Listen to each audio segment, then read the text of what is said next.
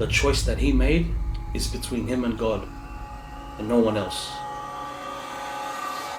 Hey guys, I'm back again with another video, and in this video I've been thinking a lot about this topic that I wanted to share, and it's about looking at people through their actions and not just their words. Looking back on my life and thinking about a lot of things that I've said that I never done. I've made a lot of promises to people that I broke, and just thinking about life now and the type of man that you want to be for your family. Like learning about integrity, sticking to your word, and just looking at just reading. I'm a big reader. I love to read about people and biographies. And if you look at in the past where your word was everything. Your word was everything. It's like most men, most people that we looked up to, the stories of all these great people, they were very honorable men. They did what they said. And like when I look back on my life, after my father passed away when I was 11, I had like certain family members in my life, like male ones, but I wouldn't say that their influence was that strong to me where it really changed like how I influenced the way I think. So I didn't really have a strong male role model growing up, other than my dad. But when he passed when I was 11, I didn't really see that stuff growing up. I didn't see integrity, or at least I wasn't conscious of it through like my mother until way later. But yeah, as I've been thinking about like my life and where I am now, and who I want to be um, it's something I think a lot about. Through my day-to-day life, I make sure I put that into action. I stick by what I say, even when it's probably like it's uncomfortable or I don't have the means to do something. Like I still try to push through and stick by that. And I want to share a story about my dad, that kind of goes hand in hand with this topic that we're talking about, and it has to do with his life choices that he made, specifically with his children. My dad had a lot of children. Majority of them he acknowledges, and there's also a big portion of them that he does not acknowledge.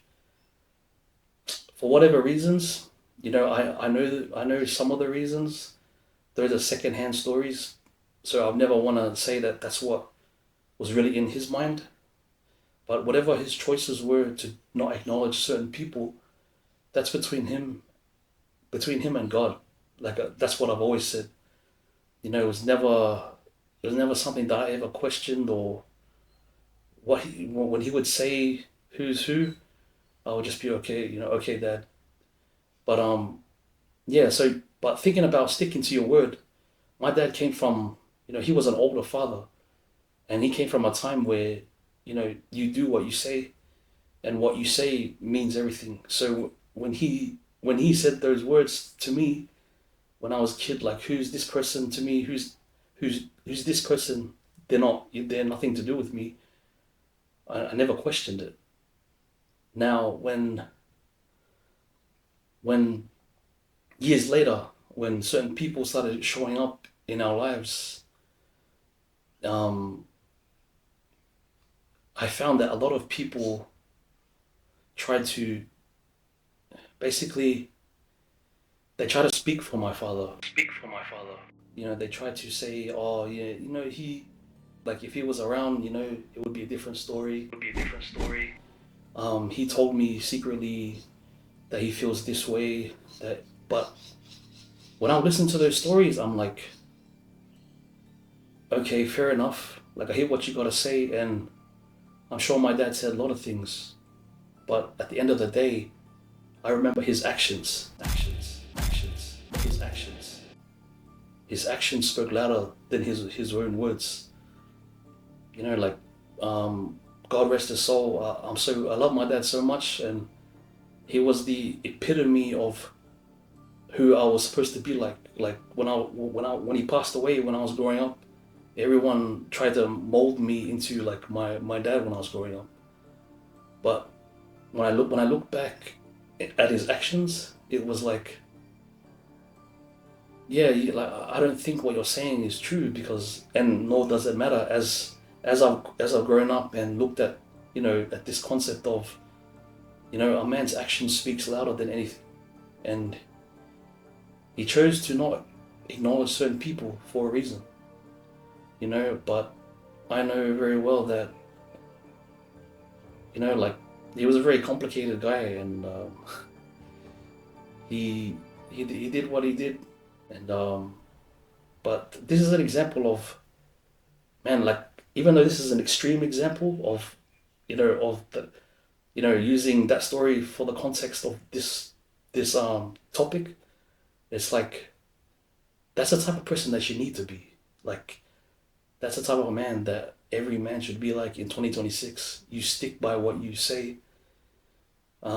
He like you stick by what you say, but then you make sure that you walk by what you say. And he chose, unfortunately, it's not something that I agree with, but um, I'll never forget that. I'll never forget like his demeanor when he would say something, regardless if it was true or not.